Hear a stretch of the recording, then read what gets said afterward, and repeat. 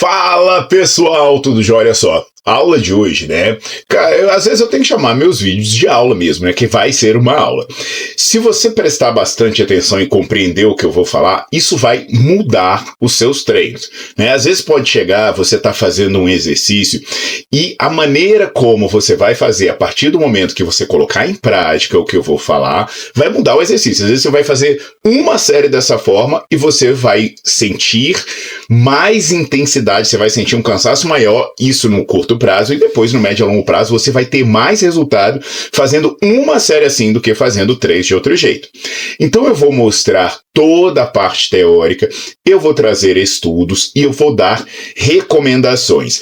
Isso vai passar pela parte das repetições parciais, que aí eu vou ensinar você como usar as repetições parciais a seu favor.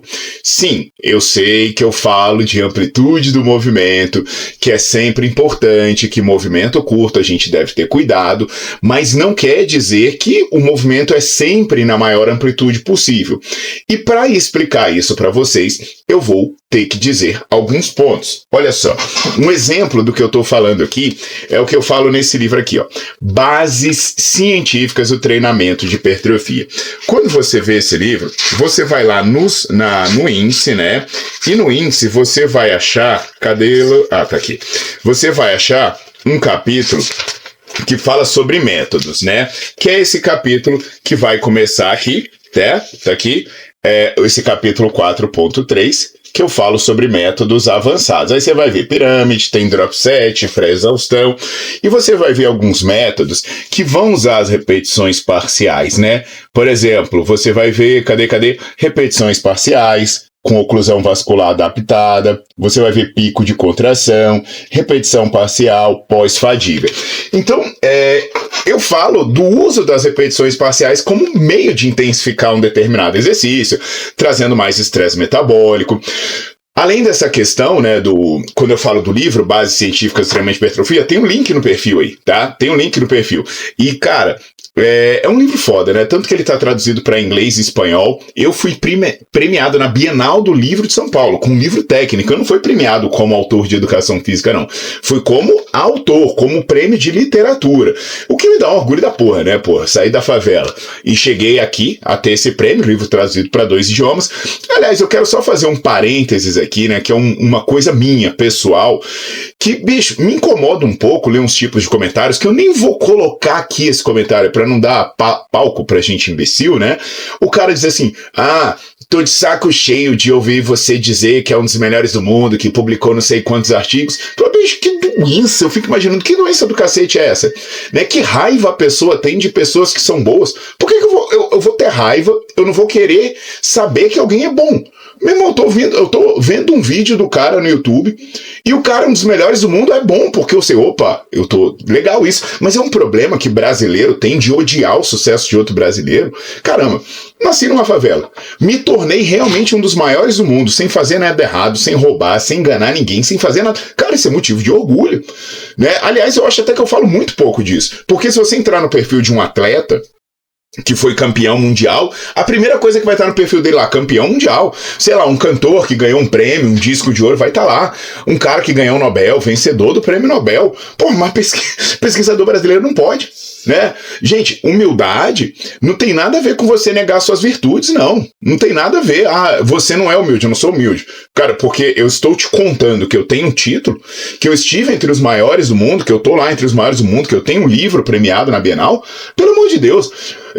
Falta de humildade é você se atribuir coisas que você não tem de uma maneira que tá fora de contexto. Aqui não, eu tô falando sobre um tema e é bom vocês saberem que quem tá falando com vocês sobre esse tema é um dos maiores do mundo, né? Não é mentira, isso é questão objetiva. E é isso que me deu um desânimo. Eu tô saindo realmente da carreira acadêmica, tô cada vez menos motivado para fazer pesquisa, essas coisas, porque a galera parece que não gosta, tem ódio de quem produz, né? Mas enfim, vamos seguir essa aula de hoje. Eu tinha que fazer esse desabafo, então se você é um desses me desculpe o termo, né, um desses Zé-Ruelas, um desses idiotas que não gosta de ver o sucesso dos outros, velho, você não vai ficar à vontade no meu canal, porque graças a Deus eu tenho saúde, eu tenho vontade para continuar trabalhando cada vez mais e estar cada dia melhor. Então, se isso não te agrada, vai procurar alguém mais fracassado do que você, e aí, para se regozijar da falta de fracasso dos outros, né? Quem sabe só assim a pessoa se sente bem, né? Vendo pessoas piores. Porque na minha concepção, se você quer se sentir bem, você deve se tornar melhor e não tornar os outros piores. Mas sigamos com isso, né? Se você quiser ser membro do meu canal, você pode se tornar membro pagando a partir de R$ 4,99. Você vai ter acesso a conteúdo exclusivo e eu darei prioridade a tirar suas dúvidas. Não se esqueça também que sempre que você estiver assistindo meu vídeo, você precisa deixar o seu like no vídeo, você precisa colocar para seguir o canal, porque precisa, senão o YouTube não entende que as pessoas gostam de conteúdo técnico. Então segue a vinheta e vamos entender como aproveitar melhor os exercícios de musculação e como eventualmente movimentos parciais podem te ajudar nesse contexto. Combinado? Vamos nessa!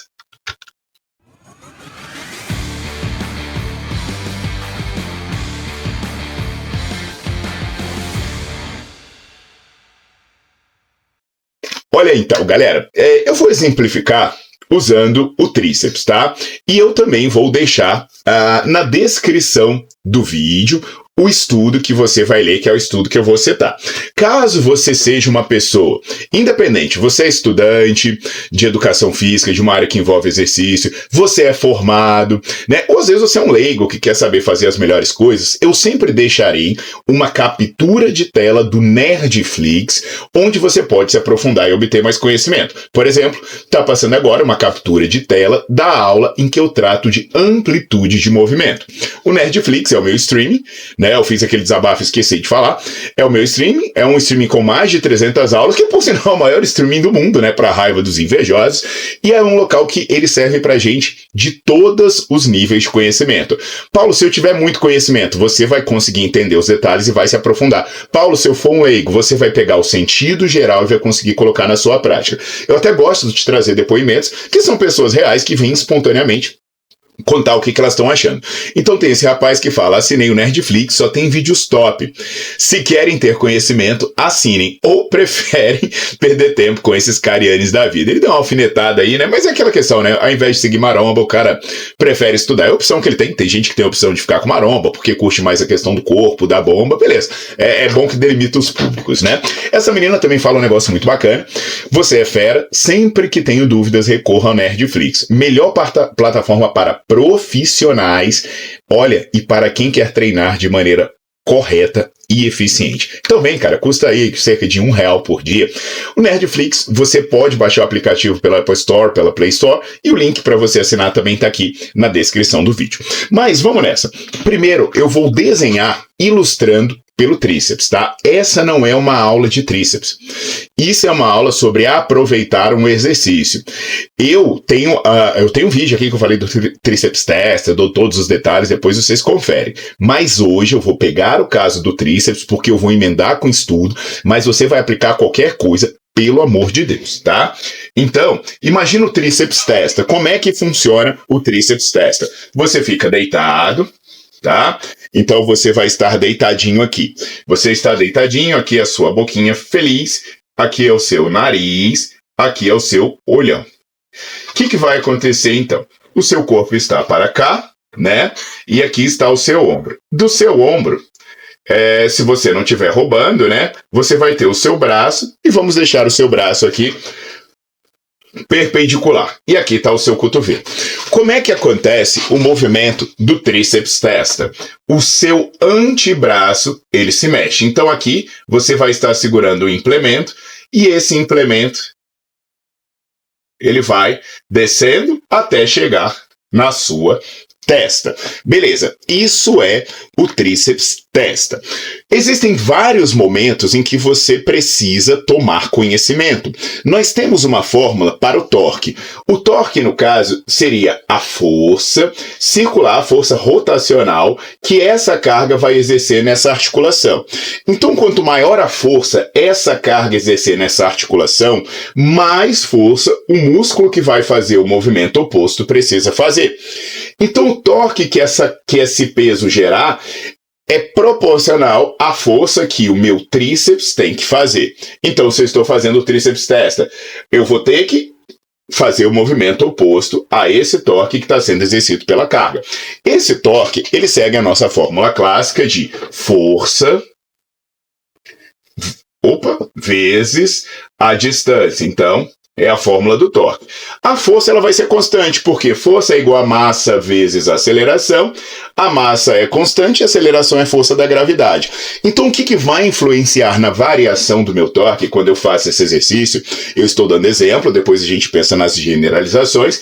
É a distância da força em relação ao ponto de aplicação de força em relação ao eixo de movimento. Então, quando você está com peso aqui, nessa posição, o que você tem? Você tem a sua força caindo exatamente em cima do seu eixo de movimento. Então, nesse ponto, o tríceps não precisa fazer força nenhuma, porque o torque é zero. Se a distância é zero, qualquer coisa multiplicada por zero dá zero. Então, isso aqui é um ponto de descanso. À medida que você se move, o torque começa a existir.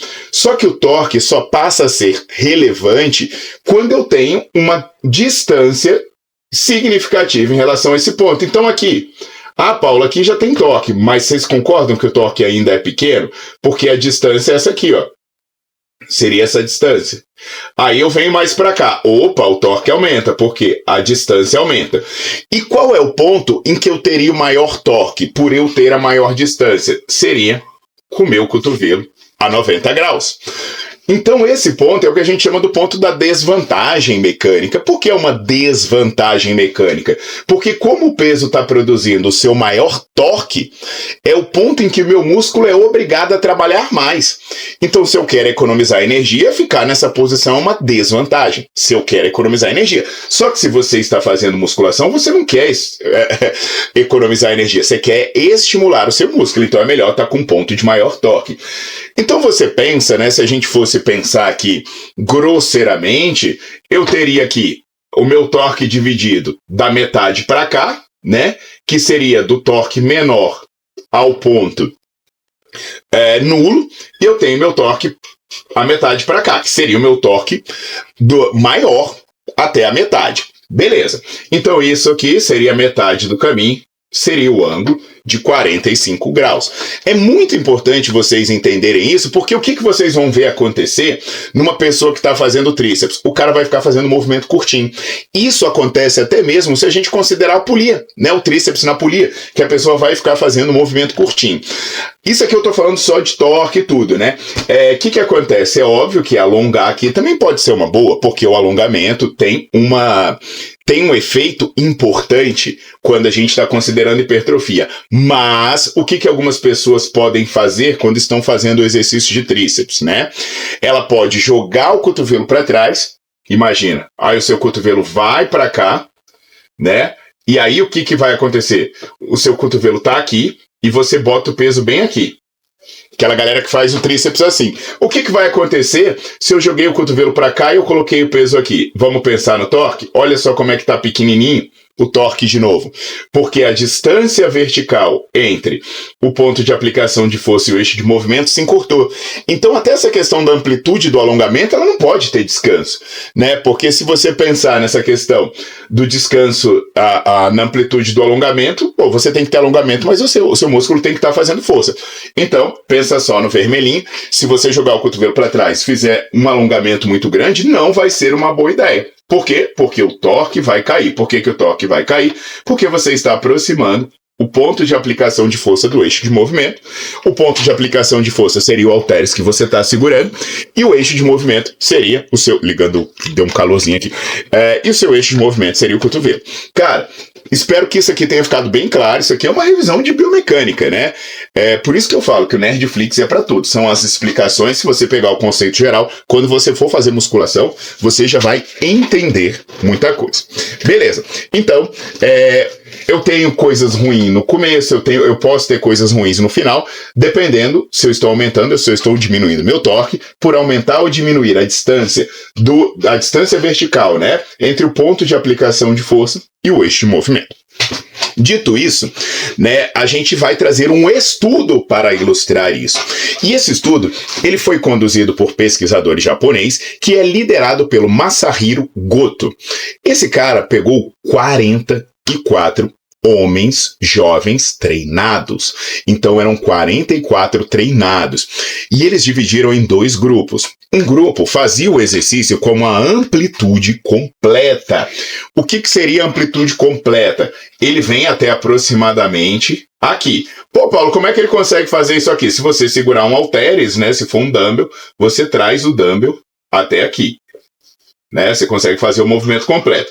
Por que isso? Porque ele fez o movimento até 120 graus. Beleza. Então o grupo fez essa história dos 120 graus. Maravilha, né? O desenho tá ficando feio pra caceta, né? Mas um fez até os 120 graus. A cabeça ficou ali atrás, ficou horrorosa. Ok. Então, o outro grupo, ele já fez diferente. Deixa eu deixar melhor. O 0 a 120 graus vai ser o vermelhinho.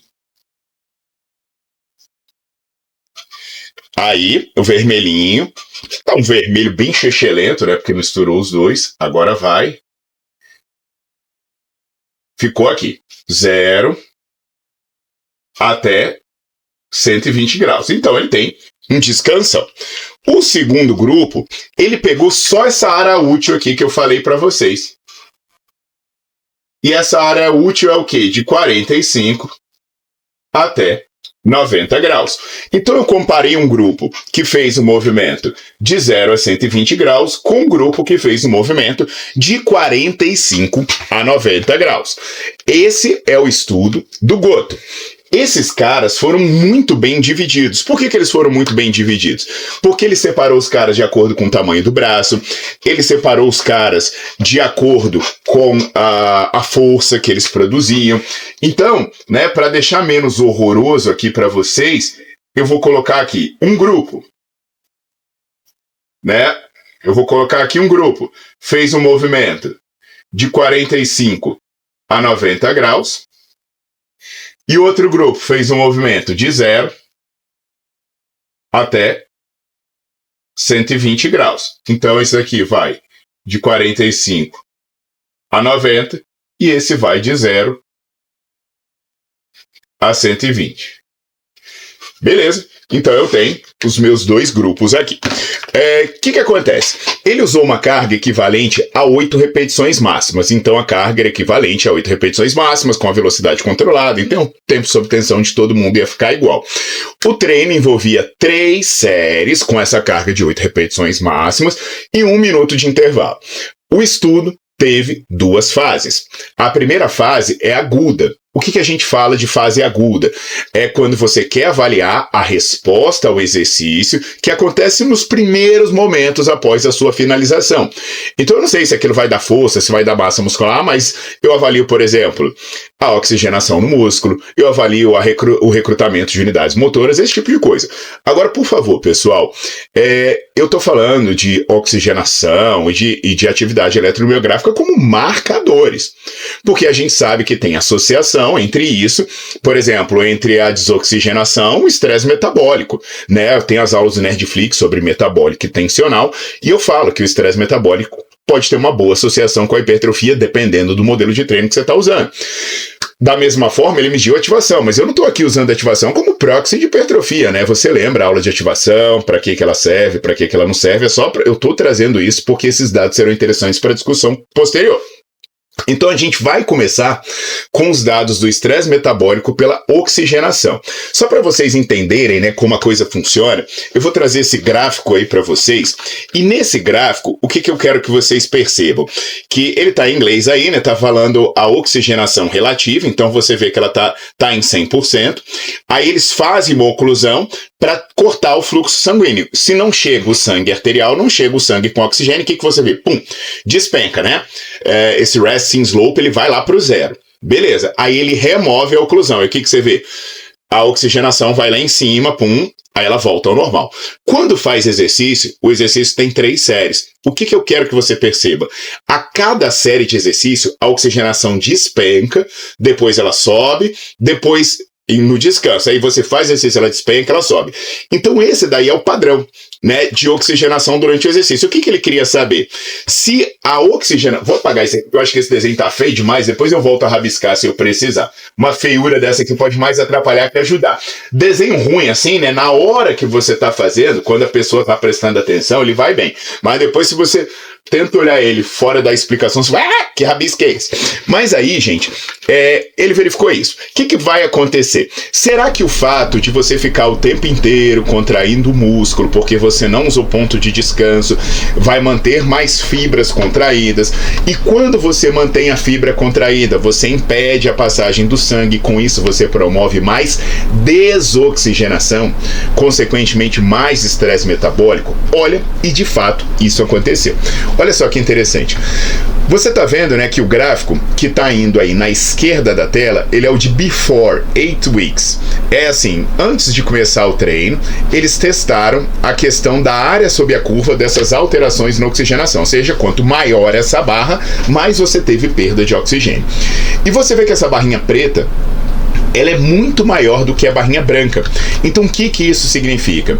Mesmo considerando que os dois estão trabalhando com o máximo da carga que eles podem, né, a carga para 8, você vai perceber que quando você faz um movimento curtinho, sem dar o descanso, você tem uma maior perda de oxigênio, maior estresse metabólico do que a barrinha branca, que é você fazer um movimento completo. A mesma coisa se repete se eu fizer esse teste novamente depois de você passar aí 2 meses treinando. Esse asterisco aí em cima significa que tem diferença estatisticamente significativa de um para o outro. Então, o que eu vou trazer para vocês? Um desenho mais melhoradinho agora, considerando única e exclusivamente o seu braço e o seu antebraço. Então, em uma situação, aqui está o seu cotovelo, aqui está o halteres, né? Você vai fazer o movimento saindo do zero e chegando até aqui. Isso significa que você foi do zero aos 120 graus. Na outra situação, aqui está o seu cotovelo, você vai vir do 45 aos 90 graus. Quando você faz o movimento dos 45 aos 90 graus, você não descansa nunca. Por quê? Porque o seu peso não se aproxima do eixo de movimento. Já quando você faz o movimento completo, você tem pontos em que o seu peso se aproxima do eixo de movimento. E o fato de você ficar o tempo inteiro trabalhando aqui perto de onde? Da desvantagem mecânica, quer dizer que o seu músculo fica contraindo sem parar, e isso te gera um maior estresse metabólico. Entendido isso? Agora, esse maior estresse metabólico, ele vem acompanhado de uma maior ativação de fibras musculares, o que é estimado pela eletromiografia. Olha, isso foi estimado, né, com um percentual em relação a uma ação isométrica máxima, e aí, o que ele percebe? A barrinha preta não é diferente da barrinha branca. Isso nem no começo, que é o gráfico, né, as duas barrinhas preta e branca que estão aí no before 8 weeks, e PRE é o que? Partial, o movimento parcial, e FRE é full, que é full de completa. Então você vê que a atividade muscular não muda, a atividade eletromiográfica. Então, interessante, ele te dá uma contração mais contínua, que reflete maior estresse metabólico, mas ele não ativa mais unidades motoras. Vamos entendendo, né? Gente, olha só, se você é formado, também faz a pós-graduação comigo. Eu lancei a minha pós-graduação, é uma pós online. Você faz da sua casa 480 horas de conteúdo, a gente se encontra todo mês, sabe? Tem grupo de tutoria, tem grupo de WhatsApp que a gente troca ideia. Ah lá, olha aqui pra vocês verem que coisa linda, né? Eu mandei já uma mensagem pra minha turminha aqui da pós, ó, que a gente vai ter, ó que legal. Aqui, ó, velho, a gente se fala o tempo todo. Pós-graduação do Paulo Gentil. Então, se você quiser saber como entrar na minha pós-graduação, é só você olhar na descrição do vídeo. Independente da área que você é formado. Qualquer dúvida, me manda uma mensagem. Mas agora vai chegar a parte boa, que é a parte do treino. Eles pegaram os dois grupos, o grupo que fez a parcial, que ele vai estar com PRE, e o grupo que fez a completa, full, FRE, e botou esses caras para treinarem, por quanto tempo? Por 8 semanas. Então, gente, esses carinhas, né, olha ele deitadinho aqui, essa é a cabecinha dele aqui, para vocês não esquecerem que é um tríceps testa. Agora vai ficar top, né, porque eu vou desenhar a cabeça depois de desenhar o narizinho aqui. Eu sou muito bom desenhista, né? Ó, eu vou pintar o dumbbell de preto para ficar mais fácil vocês saberem quando é o dumbbell e quando é a cabeça. Sou um artista, sou um Picasso da vida. E aí o que acontece? Eles mediram o tamanho do tríceps desses camaradas usando um ultrassom para calcular a área de secção transversa dos tríceps. E o que eu quero mostrar para vocês aqui? Olha o antes e depois. Você tá vendo pré e pós. Lembra, onde está o PRE? É porque a gente está falando do Partial Range of Exercise. Mas o FRE é full, que é completo. Então vocês estão vendo, pessoal, que o músculo cresceu para os dois. Só que quanto ele cresceu para o grupo que fez o parcial? Cresceu 48,7%. E quanto ele cresceu para o grupo que fez o completo? 28,2%. E vocês estão vendo um asterisco conectando um e outro? Esse asterisco significa é diferente. Significa que o grupo que treinou o movimento parcial cresceu mais do que o grupo que treinou o movimento completo. E aí vem a história. Como assim, Paulo? Porque você quer me dizer então que treinar parcial é melhor do que treinar completo? Não é isso que eu estou querendo dizer, meus queridos. Na real, qual é a questão? Quando você faz o movimento completo, você tem muitos pontos de descanso, nos quais você fica com um peso próximo do eixo de movimento. Quando isso acontece, você vai relaxar o seu músculo. Até porque, por mais que o alongamento seja bom, quando você vê a galera fazendo o tríceps testa, chega no final, muitas vezes a galera relaxa. Relaxa mesmo. Quando a galera tá no chão, larga o peso no chão, bate o peso no banco e por aí vai. E essa relaxada aqui é outro ponto de descanso. Então você tem, em uma repetição, você tem ponto de descanso no começo e no final. E você vai lembrar que quando eu falo, por exemplo, na aula, né, de velocidade de movimento, que eu falo na aula do Nerdflix, que eu falo sobre velocidade de movimento, eu falo sobre essa questão da contração ser contínua. E o fato de você causar interrupções no meio das repetições é um problema. Porque essas interrupções, como acontece, vamos supor, quando você faz rosca alternada, você faz um braço e descansa o outro. Como acontece na passada, você usa uma perna e depois você usa a outra. Tudo isso eu mostro que os estudos sugerem que não é que isso acabe com a sua hipertrofia, mas isso faz com que a sua hipertrofia seja menor. Então, na verdade, essas folgas que você dá durante o exercício, elas atrapalham sim a sua hipertrofia por atrapalhar o seu estresse metabólico. Tanto que eu vou aproveitar que eu estou do ladinho e vou colocar esse gráfico de correlação. O que esse gráfico tem no seu eixo horizontal? Ele tem a área sob a curva daquela desoxigenação, ou seja, quando você vai para esse eixo horizontal, né, você vai deslocando para a direita da tela, você vai aumentando o estresse metabólico, a perda de oxigênio. Aí quando você vai para o eixo vertical, é o quanto o músculo cresceu. E o que você está percebendo aí nessa linha preta? Quanto mais desoxigenação você tem, mais o seu músculo cresce. Isso é algo que, se você entender muito bem, você vai levar para tudo. Por exemplo, eu falei aqui do tríceps testa, mas vamos pensar agora em outro exercício mais legal do que o tríceps testa, sem dúvida nenhuma, que é um supino. Você está deitado, imagina que eu estou te vendo de frente, né? Você está deitado, aqui está o seu braço, né?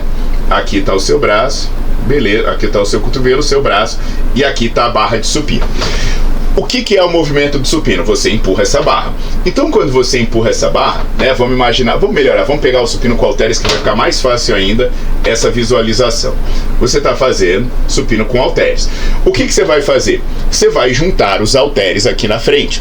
Quem você está trabalhando no supino com halteres? Você está trabalhando o peitoral. Então, se você juntar essa barra e ela ficar aqui, ó, o que vai estar acontecendo?